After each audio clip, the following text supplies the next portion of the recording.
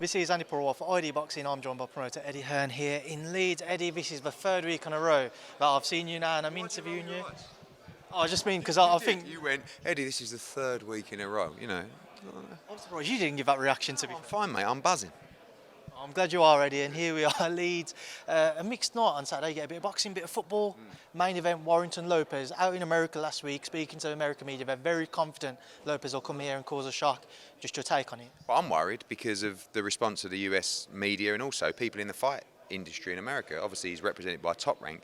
They're very confident in this fight, and this is a tremendous fight. I feel a bit for Josh Warrington because not a lot of people have heard of Lopez. You talk about casual fans and Leeds fans. They don't really view this as a massive fight. This is an unbelievable fight and a really dangerous fight for Josh Warrington. So the atmosphere is going to be wild. 2 p.m. we start with a lot of the undercard action to 7.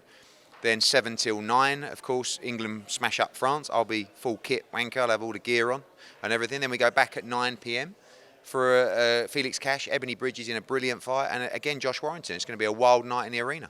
You're going to be on the drinking in between all of that, Eddie? I probably don't really drink, but I will have the kit on. I think it's only right. What, the full kit? Full kit, shin pads, everything.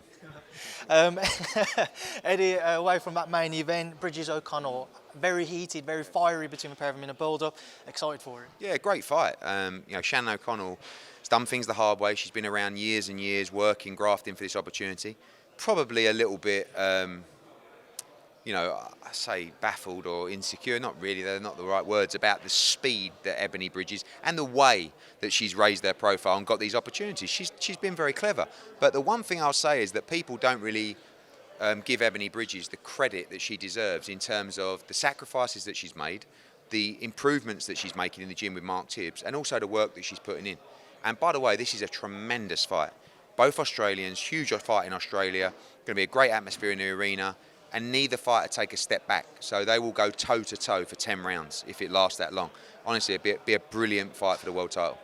Eddie, the rest of the card's coming for some criticism. I'm sure you're fed up with that word now, Eddie, but looking at it, there's obviously a lot of very talented fighters on the card, but people look at the opponents and think that they're not evenly matched. Well, I mean, you're talking about fighters that are, 3-0, 4-0, 5-0. I think you got JJ Metcalf in a great fight against Courtney Pennington. You've got Felix Cash coming out, he's been out for nearly a year, looking to fight Amo Williams after. And then you've got the younger generation. I mean, with all due respect to those fighters who are 3-0, 4-0, you're not going to see them in 50-50 fights for British Championships. So some of those fights are good fights, good learning fights. You've got Hopi Price is in a good fight, I believe. It's time to him to progress to 10 rounds next year. Janae Boston is 4-0, 3-0, 4-0. Brilliant young talent. These guys have to have the opportunity to learn, really. Shannon Courtney's back from being out from well over a year as well. So, you've got JJ Metcalf, Pennington, really good fight. Ebony Bridges against Shannon O'Connell, brilliant fight. Warrington against Lopez, brilliant fight. The return of Felix Cash and a load of young talent on the card. So our shows get analysed so heavily compared to other people. I watched some stuff the other week. I won't mention any names. Fuck me, it was absolute garbage. You're going to see elite boxing, a packed house and an unbelievable atmosphere on Saturday. Eddie, away from yourself and your show, we did an interview last week and we mentioned Gervonta Davis calling you out, and you said he does this weird thing where he tweets and then deletes tweets. He did it again. Yeah. What did you make of what he had to say and him revealing that you put an offer to him to try and put on the Davis Garcia? I mean, he saw Ryan Garcia in a T-shirt and accused him of being on PEDs, a bit harsh, and then I got brought into it out of nowhere, like it was my fault. I don't know what Gervonta Davis fights have had VADA testing. I assume all of them, but it's not hard to ask for it in a contract if you're concerned. Anyway, we were talking. He asked me to make him an offer. I did. I spoke to Eric Gomez about it, a Goldenboy. I told him the offer that I'd be making him. And you saw it. $10 million, minimum guarantee with a big pay-per-view upside. I thought it was a great offer.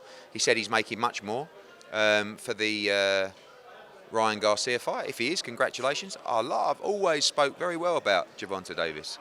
I've seen he's sacked Leonard Ellaby and moved away from Mayweather Promotions, and good luck to him.